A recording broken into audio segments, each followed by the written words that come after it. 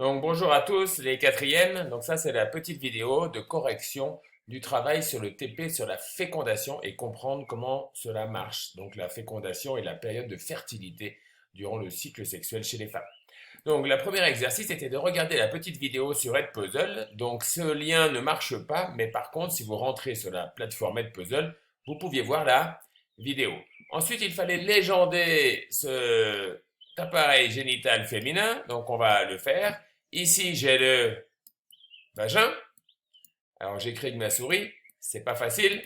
Ici, j'ai le col de l'utérus. D'accord? Ici, j'ai la partie musculaire de l'utérus. On appelle ça le myomètre. Ici, à l'intérieur, une partie très vascularisée avec beaucoup de vaisseaux sanguins, beaucoup de glandes nutritives qui appartient là aussi à la paroi de l'utérus, c'est l'endomètre, c'est lui qui est responsable des règles comme on l'a vu dans le TD précédent. Donc ici, là, c'est l'utérus, c'est la cavité où va grandir l'embryon puis le fœtus. Ici, ce sont les trompes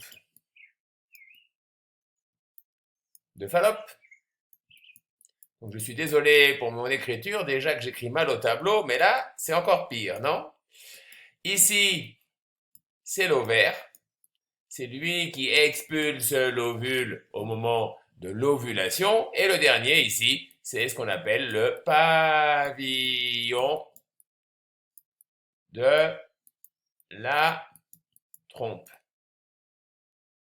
D'accord? Donc nous avons 1, 2, 3, 4, 5, 6, 7, 8 légendes à placer. Enfin, maintenant, la deuxième photo, donc ça, on avait un petit peu expliqué dans la vidéo, hein. Ici, c'est la fécondation.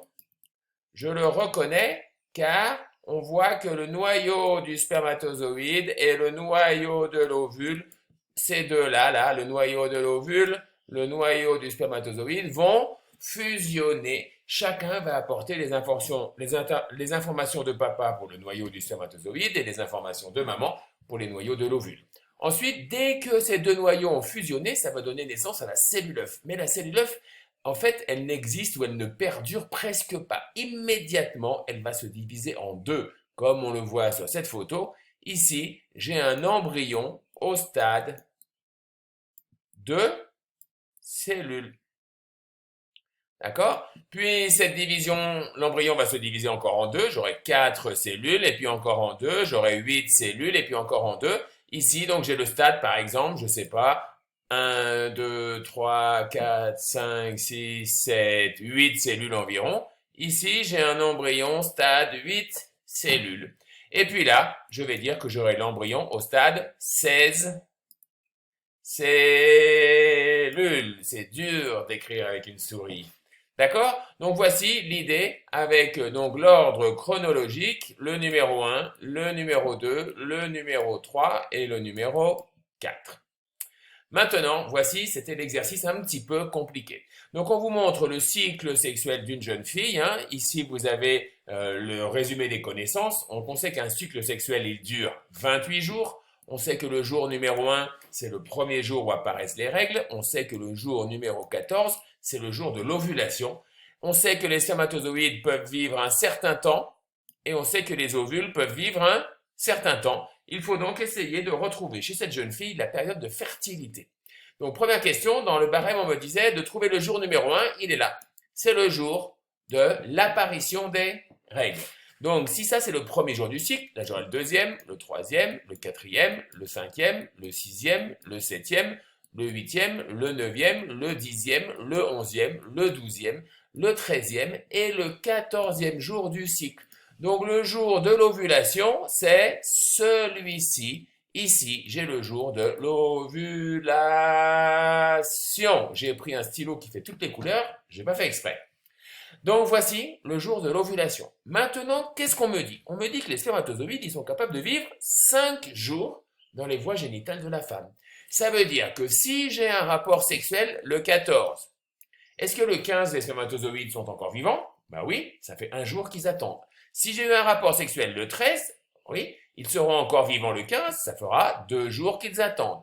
Le 12, ils peuvent attendre 3 jours. Le 11, et donc le 10. Donc je peux voir que toute cette période-là, du 10 au 15, si j'ai des rapports sexuels, les spermatozoïdes qui se déposent, comme ils sont capables de vivre 5 jours, ils peuvent attendre qu'un ovule apparaisse. Alors évidemment, j'ai beaucoup plus de chances de tomber enceinte si j'ai un rapport sexuel le 14, car il y aura beaucoup plus de spermatozoïdes vivants le 15 que si j'ai un rapport sexuel le 10, mais n'empêche que toute cette période-là est une période où il faut que je fasse attention, car tous les rapports sexuels peuvent être ce qu'on appelle fécondants, c'est-à-dire ils peuvent féconder l'ovule.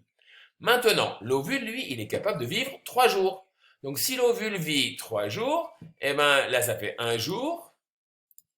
Au bout d'1 jour, je suis toujours vivant. Au bout de 2 jours, je suis toujours vivant. Au bout de 3 jours, je suis toujours vivant. Donc si j'ai un rapport sexuel ici et qu'il y a des spermatozoïdes qui apparaissent, eh ben, je peux tomber enceinte. Donc voici la deuxième période de fertilité, cette fois-ci due à la survie de l'ovule. Donc je peux voir que chez une femme qui a son ovulation le 15, comme cette jeune fille, la période de fertilité va commencer 5 jours avant l'ovulation et va terminer 3 jours avant l'ovulation. Donc environ de 7 à 10 jours, non 8 jours, de 7 à 8 jours, pardon, pendant lesquels je vais être fertile pendant mon cycle sexuel. Donc expliquer à cette jeune fille ce qui s'est passé, cette jeune fille, elle a eu sans doute un rapport sexuel entre le 10 et le 18 janvier pendant sa période de fertilité et c'est pour ça qu'elle est tombée enceinte. Donc la prochaine fois, il faudra qu'elle aille chercher la pilule du lendemain si elle ne veut pas une grossesse indésirable. Donc j'espère que cette petite vidéo aura répondu à vos questions en vous remerciant.